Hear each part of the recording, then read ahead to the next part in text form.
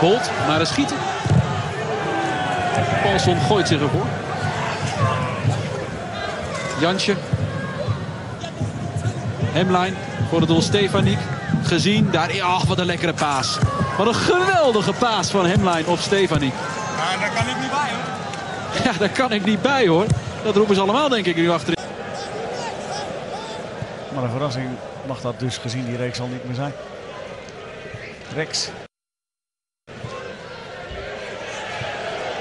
Goed paasje binnen doorgegeven en wie maakt het nu af? Mulder. Daar is nog de rebound. Mulder. Nu kan hij niet tegenhouden. Het is de gelijkmaker voor NEC. Die is te snel ook. Het is Stefaniek. Goeie ingreep. Van Heijden. En hier is ruimte bij Rex. Rex die nog even kijkt. Komt mooi niet. Die komt nog altijd als ik die ben. Ja, daar is hij. En dan de vrije kans. De voorsprong voor NEC. Het is Stefaniek met zijn tweede. Wat gebeurt hier allemaal in? Faulovaný hráč Samuel Štefánik, no a to rovnako ako minulý týždeň môže otvoriť stav stretnutia pokutovým kopom. A opäť v podstate identicky do toho istého miesta poslal Samuel Štefánik loptu. Pekne tam ale hostia pre domáceho kapitána nevymysleli, teraz ale veľká príležitosť pre hostí a krásny gól v podaní Mijavy.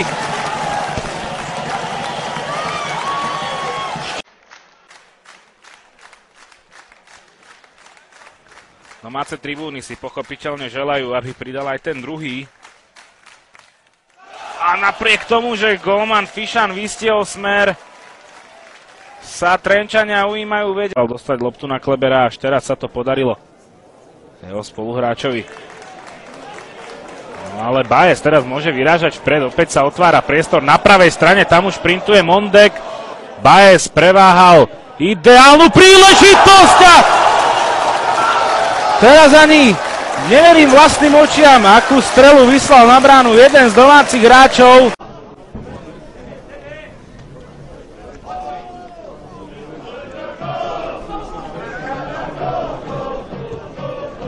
2:0. No pozrite sa na to, teraz Kuciak zrejme trošku zaspal. Nádejnej trenčianskej akcii. Myslím si, že posledná 10 minútovka skôr patrila Ružomberčanom, tí sa trochu otriasli a ukázali, že vedia byť veľmi nebezpeční aj smerom dopredu. Náď neposunul Almaskému a tak je pri lopte De Oliveira. Pozor teraz na túto situáciu, obrovská chyba! Kedy Peter Katona prišiel do hry, ospravedlňujeme sa za túto skutočnosť, ale vidíme, že Peter Katona je už súčasťou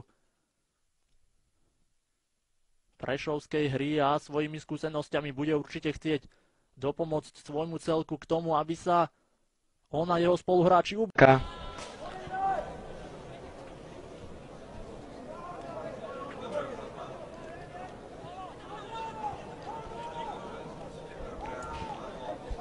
Vidíme postupnú hru, postupný útok na kopačkách AS Trenčín.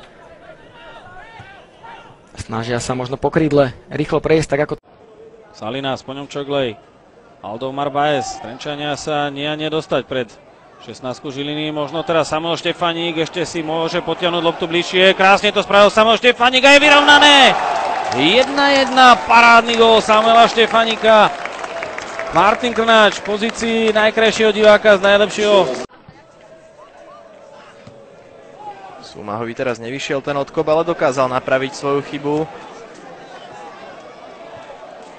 Salinas dokázal uvoľniť Hlohovského. Hlohovského prízemný center, dobrá pozícia, je to 3-2! Opäť Dostala až hostujúcemu Peltierovi.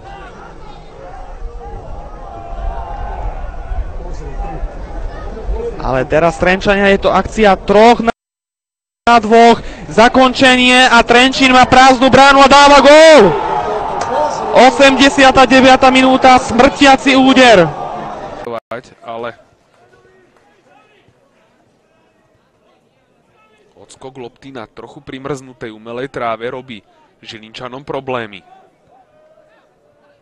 Salinas opäť do hĺbky pola si prichádza pre loptu.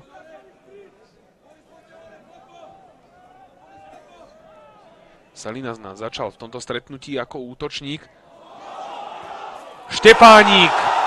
A je to... Zachránil nakoniec Petráš. Ho nakoniec tam odzbrojil, ale len do autu. No a tu teraz zostáva lopta.